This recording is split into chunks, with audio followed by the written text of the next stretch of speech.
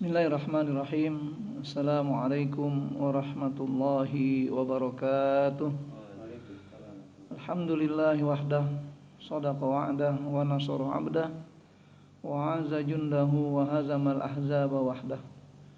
Allahumma salli wa sallim wa barik ala nabiyyina Muhammad ibn Abdullah wa ala alihi wa sahbihi wa mawalah wa la haula wa la quwata illa billah. Amma ba'd. Hadirin jamaah ta'lim angkasa yang rahmati Allah Subhanahu wa taala.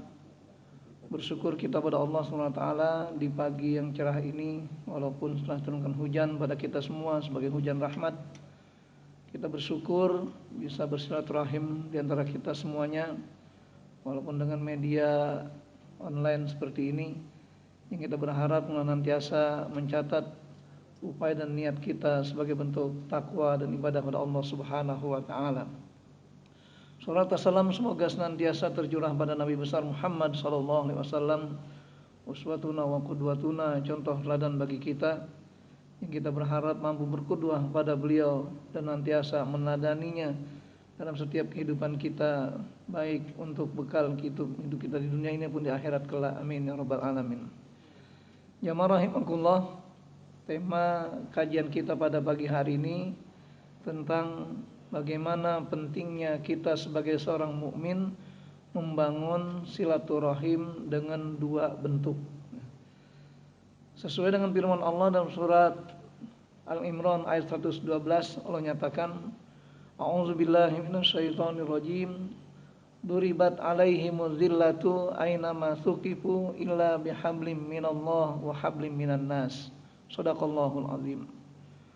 Wa qala an-nabiy sallallahu alaihi wasallam ma ruwiya an Abdurrahman ibn Auf qala sami'tu Rasulullah sallallahu alaihi wasallam yaqul innallaha ta'ala yaqul anallah wa anar rahman wa khalaqtur rahim min ismi wa syaqaqtu lahu minhu faman wasalahu wasaltuhu wasaltuha wa man qata'aha batatuhu.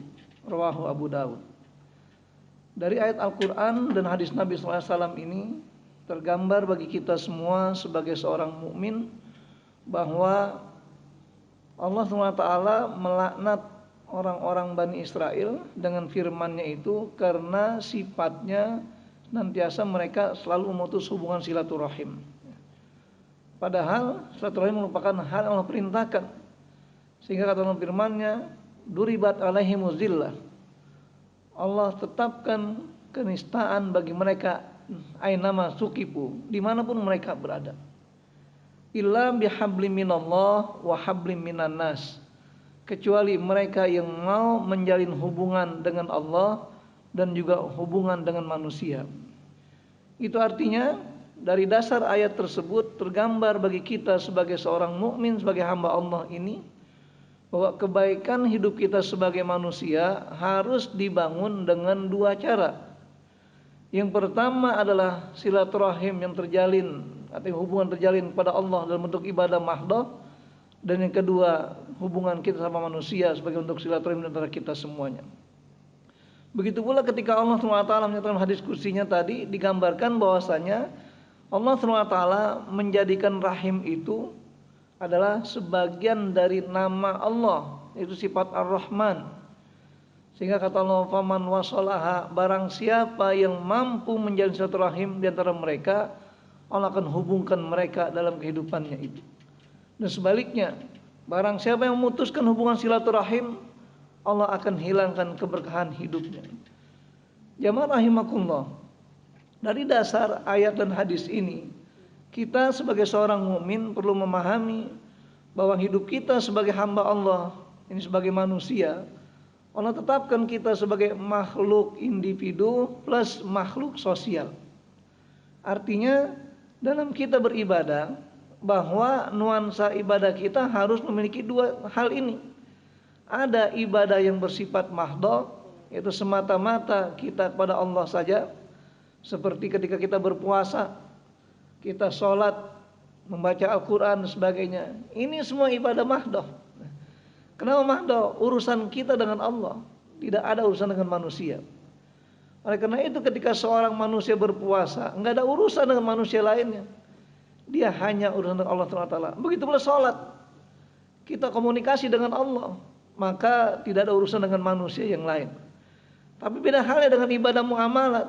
Nah, ini sangat syarat dengan cara bagaimana kita bisa berinteraksi dengan manusia yang lain sebagai hamba Allah juga.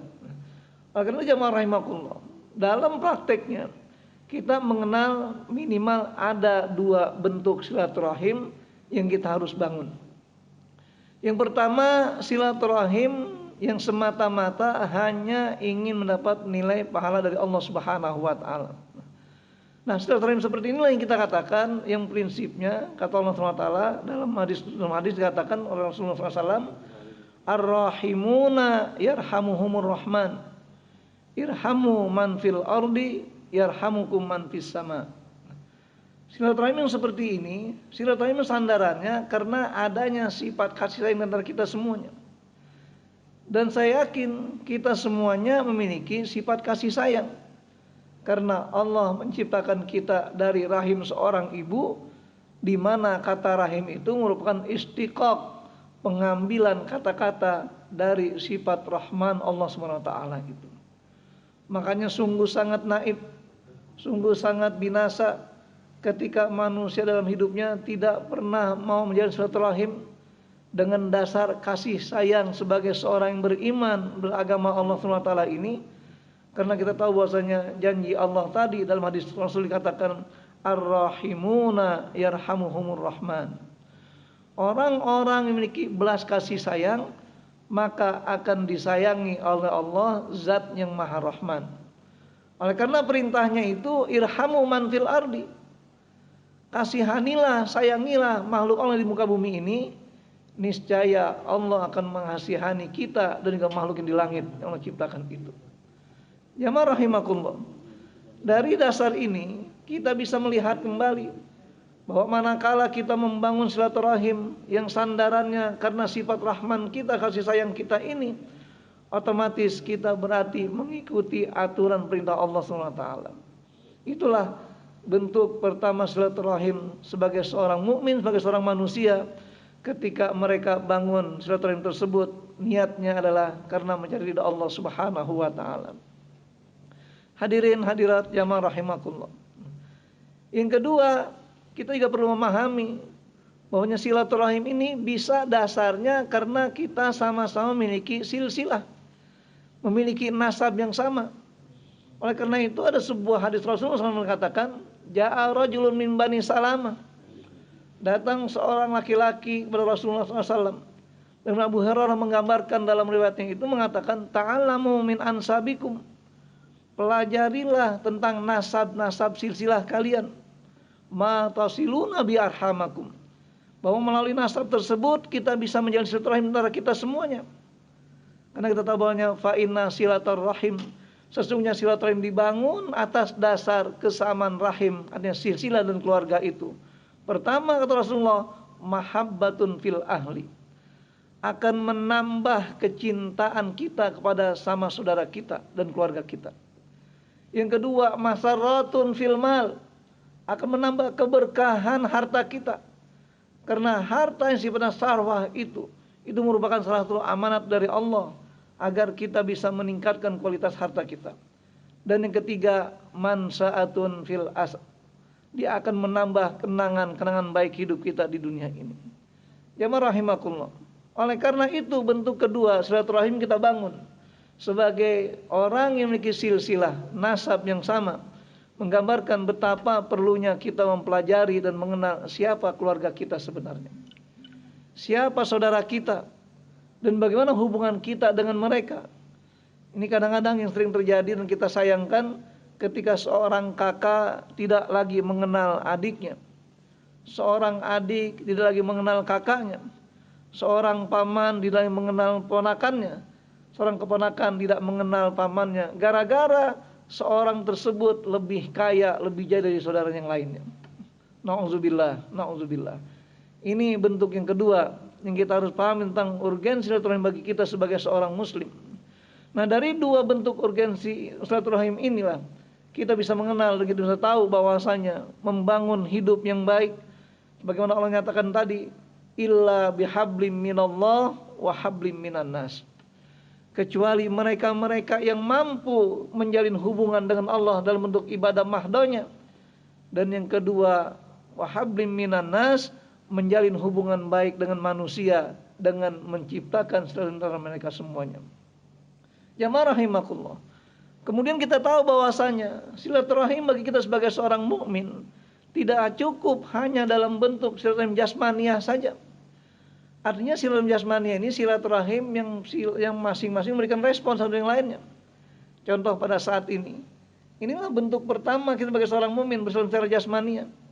Kenapa jasmania? Karena ada indera kita yang saling terpaut, saling berkomunikasi, saling merespon. Walaupun melalui media Zoom seperti ini, ada respon. Kita bisa melihat saudara kita bagaimana tampilan wajahnya di pagi ini. Ada yang sudah bangun tidur, sudah sholat subuh, dan dia merasa bahagia, mungkin sudah ngeteh, sudah ngopi, kelihatan cerah. Tapi ada yang masih ngantuk-ngantuk. Nah, kelihatan gitu ya. Kenapa? Respon terjadi di situ. Itu namanya silaturahim bersifat jasmania. Nah, dasarnya melambangkan silaturahim jasmania ini adalah firman Allah melalui hadis Nabi tadi. Itu kata-kata irhamu man fil ardi yarhamukum man fis sama. Sayangilah makhluk Allah yang ada di muka bumi ini, niscaya Allah dan juga makhluk di langit akan menyayangi kita di muka bumi ini. Bayangkan respon seperti ini gitu ya. Kita tinggal jauh di mana-mana, melalui media komunikasi seperti ini terjadi silaturahim antara kita semuanya. Walaupun sudah sekian bulan tidak pernah berjumpa, tidak pernah menyapa, tidak pernah bertemu, tetapi dengan niat silaturahim kepada Allah SWT kepada kita ini, niat karena Allah, maka terjalinlah hubungan silaturahim itu. Inilah macam pertama silaturahim yang dibangun oleh seorang mukmin, seorang muslim, selalu bersifat jasmania. Jamaah rahimakumullah. Dan tidak kalah pentingnya ketika kita juga sebagai seorang muslim ini kita sadar bahwa hidup kita di dunia ini tidak lama, tidak selamanya, tidak abadi. Kenapa? Karena Allah sudah membatasi ajal kita. Karena kata Allah firman-Nya, fa iza jaa ajaluhum la yastakhiruna sa'atan wa la yastaqdimun. Kalau sudah datang saatnya kita untuk menghadap Allah Subhanahu wa taala, maka tidak berarti apa-apa lagi hidup kita ini. Tidak ada yang bisa mengedepankan, tidak ada yang bisa mengakhirkan. Itulah ketetapan Allah dengan ajal kita. Bahkan lebih dari itu, ketika kita menemui Allah nanti, ternyata kita nggak bisa bawa apa-apa. Yang kita bawa adalah hanya hati yang bersih. Firman Allah Asy-Syu'ara dikatakan, yauma la yanfa'u malun wala banun illa man atallaha biqalbin salim. Pada hari akhir nanti, pada hari kiamat nanti, tidak ada lagi yang berarti yang bisa bermanfaat untuk kita bertemu Allah SWT. Kata Allah apa? Illa man atallaha biqalbin salim. Kecuali mereka-mereka yang datang menemui Allah dengan membawa hati yang bersih. Apa hati yang bersih itu? Hati yang tidak ada lagi sangkut paut kebencian dalam hidup kita di muka bumi ini.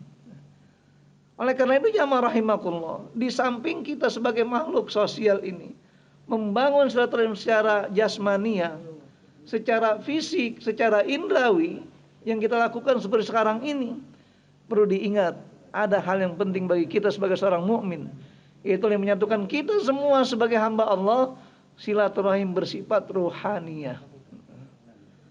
Nah, silaturahim ruhaniyah ini yang unik. Kenapa unik? Karena tidak semua manusia bisa melakukan hal seperti ini, dan tidak semua manusia mau melakukan hal seperti ini. Apa silaturahim bersifat ruhaniyah? Silaturahim yang dibangun atas dasar karena doa dan niat baik untuk saudara kita. Walaupun mereka sudah tidak semasa dengan kita, tidak hidup bersama kita. Maka silaturahim bersifat ruhaniyah ini sifatnya lintas alam, lintas jagat raya ini, bahkan lintas masa-masa kehidupan kita. Contoh kita lihat bagaimana ketika sahabat Nabi SAW datang dari kalangan Bani Salamah mengatakan, "Ya Rasulullah." Beliau bertanya kepada Rasulullah, "Hal baqiya min birrin abarru bihi ala walidayya ba'da mautihim." Ya Rasulullah, beliau bertanya kepada Rasul, apakah masih ada sisa-sisa bakti saya kepada kedua orang tua saya yang saya bisa lakukan menurut kebaktian saya kepada mereka setelah mereka mengalami kematian? Maka Rasulullah seraya menjawab, qala na'am, iya ada. Nah dari hadis ini ternyata apa? Rasul mengungkap ada 5 hal yang dijadikan sebagai acuan bagi kita sebagai seorang mukmin untuk bersilaturahim kepada arwah almarhum dahulu kita semuanya. Yaitu 5 hal itu apa? Yang pertama kata Rasulullah, as-salatu alaihima. Jadi yang pertama ini mendoakan kebaikan kepada kedua orang tua. Bayangkan kita sebagai anak pasti kita yakin punya orang tua dahulu. Dan orang tua tidak lagi sekarang bersama kita karena mendahului kita semuanya. Maka apa yang manfaat kita kerjakan untuk mereka yang telah mendahului kita semua? Pertama adalah as-salatu alaihima, mendoakan kebaikan kepada keduanya. Saya yakin bagi kita sangat mudah untuk melakukan hal seperti ini. Apalagi sebagai ciri anak soleh kata Rasulullah apa? Yang senantiasa mendoakan kedua orang tuanya. Dalam doa kita sering kita baca, Rabbighfirli wali walidayya. Ya Allah, ampunilah saya atau dosa saya dan dosa-dosa kedua orang tua saya. Ringan itu. Tapi ingat, ketika kita lakukan ini hanya semata-mata hanya untuk mendapat pujian dari orang lain, maka nilai rohaninya hilang. Karena kata ruhaniah itu tidak perlu respon. Kenapa? Karena respon tadi sifatnya yang bersifat jasmania, bukan sifat ruhaniah. Maka kalau kita doakan saudara kita, orang tua kita, melalui kita semuanya, itu akan pasti sampai ke sana. Dan jangan tunggu respon dari mereka. Kenapa? Mereka tidak bisa merespon lagi secara lahiriahnya itu. Ini yang pertama. Yang kedua kata Rasulullah apa? Wal istighfaru anhuma. Jadi memohonkan ampun untuk keduanya. Makanya kata-kata Allahumma gfirli, kemudian Rabbighfirli, itu semuanya mohonan ampun.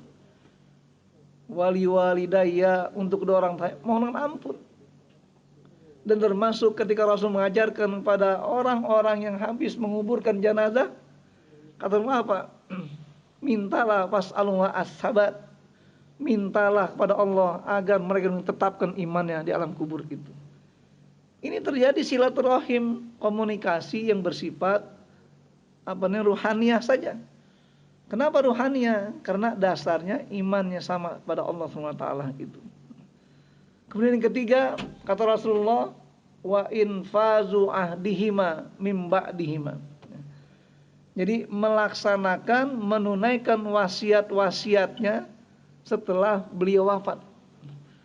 Dan sering saya katakan bahwasanya wasiat kita itu ada 2 macam. Ada wasiat amal, ada wasiat mal. Wasiat amal itu yang lebih utama kepada ahli waris kita. Adapun wasiat mal yang utama bukan kepada ahli waris kita. Wasiat amal itu apa? Itu nasihat kita kepada keluarga, anak-anak kita, sanak famili kita agar menjalankan hal-hal yang baik. Nah, inilah kita katakan salah satu hak mayit pada kita semua. Ketika mereka sudah meninggal dunia, kita harus melaksanakan wasiat-wasiatnya yang baik itu. Itulah yang kita katakan bentuk silaturahim bersifat rohaniah. Dan yang keempat yaitu silaturahim allati la tusallu illa bihima. Silaturahim yang kita harus bangun disebabkan karena keduanya. Artinya apa? Kita mau silaturahim sifat rohaniah ini juga yang kita harus jaga bagi kedua orang tua. Gara-gara apa? Gara-gara kedua orang tua kita bisa terjalin silaturahim itu. Makanya saya katakan paman ayah itu kita harus bangun silaturahim kepadanya. Teman-teman atau saudara-saudara ayah itu harus bangun kepadanya. Begitu pula seorang ibu. Bibi dari ibu, paman dari ibu, cucu dari ibu, semua itu bagian dari kehidupan mereka juga. Kalau mereka sudah meninggal dunia. Karena silaturahim bersifat yang kedua ini, sifat ruhaniyah, tidak dibatasi dengan masa kehidupan. Tetapi hanya dibatasi dengan keimanan. Maka ketika imannya nggak sama, walaupun dia katakan tidur bareng, di rumah bersama-sama, tapi ketika sudah meninggal dunia, putus segalanya. Gara-gara tidak ada konsep keimanan yang sama. Makanya iman sebagai seorang mukmin yang bersifat tauhid perlu dipertahankan dan tidak harus diacak-acak keyakinan iman itu. Itu yang keempat. Dan yang kelimanya adalah kata Rasulullah SAW, wa ikramu shodiqihima. Jadi kita sebagai seorang anak, sebagai generasi penerus orang tua kita semua, kita dituntut untuk bisa memuliakan, menjaga komunikasi yang baik kepada teman-teman baik ayah dan orang tua kita. Inilah kita katakan hikmahnya. Makanya bagi orang muslim itu enggak ada kata putus silaturahim. Walaupun situasi membatasi kita, lokasi menghalangi kita, kesempatan menutup kesempatan itu. Tapi ingat, silaturahim bagi seorang mukmin adalah terjalin harus dua pola ini. Pertama, silaturahim bersifat jasmania yang cirinya harus ada respon antara kita semua, saling merasakan, saling menikmati. Yang kedua, silaturahim bersifat ruhaniyah yang tidak perlu menunggu respon apapun. Kenapa? Karena ruh itulah yang merasakannya, bukan diri kita, bukan jasad dan fisik kita ini. Hadirin jamaah rahimakumullah. Dari situlah kita lihat bahwa ketika Allah SWT Al-Hasyr 10 mengatakan walladzina ja'u min ba'dihim yaquluna rabbana ighfir lana wa li ikhwanina alladzina sabaquna bil iman wa la taj'al fi qulubina ghillan lil ladzina amanu rabbana innaka raufur rahim. Allah memberikan isyarat pada kita tentang bagaimana ciri generasi yang baik itu. Bagaimana orang-orang yang datang berikutnya menjadi baik. Maka Allah mengatakan wallazina ja'u min ba'dihim, adapun orang-orang mukmin yang datang setelah mereka, maksudnya siapa mereka? Yaitulah orang dahulu kita dalam beriman ini. Yaquluna, mereka ketika berdoa mengatakan rabbana ighfir lana, ya Allah ampuni dosa kami. Kemudian dosa-dosa yang sabaquna bil iman, yang telah mendahului kita dan mereka telah beriman. Siapa mereka saudara kita yang telah beriman terlebih dahulu? Yang paling dekat orang tua kita sendiri. Makanya Bapak Ibu sekalian, kita bersyukur ketika dilahirkan kita di dunia ini melalui atau dari rahim ibu kita yang mukminah. Dilahirkan dari ayah kita yang mukmin, sehingga hubungan kita dengan kedua orang tua kita enggak ada kata jeda, enggak ada kata putus. Terjalin, terhubung secara langsung dalam hal ini. Makanya tidak ada kata-kata pembatas antara anak dengan orang tua, anak dengan saudaranya, dengan pamannya, dengan keponakannya, selama imannya sama. Inilah yang kita harus pahami semua, bahwa kita sebagai seorang mukmin perlu menyadari, jangan pernah memutus silaturahim antara kita semuanya. Karena silaturahim yang kita maksud silaturahim sebagai seorang mukmin yang dibangun dengan dua pola tadi. Pertama, silaturahim bersifat jasmania, kedua silaturahim bersifat ruhaniyah. Hadirin jamaah rahimakumullah. Dan kemudian sebagai satu kesimpulan, sebagai satu pernyataan atau statement terakhir, bagaimana ketika Allah dalam surah Muhammad mengatakan fa'lam annahu la ilaha illallah wastaghfir li dzanbika walil mu'minina wal mu'minat wallahu ya'lamu mutaqallabakum wa maswaakum. Jadi ayat inilah yang menjadi kata kunci bagi kita semua. Ketika kata Allah fa'lam atau wa'lam annahu la ilaha illallah, ketahuilah, Allah menyatakan begitu. Tidak ada Tuhan selain Allah.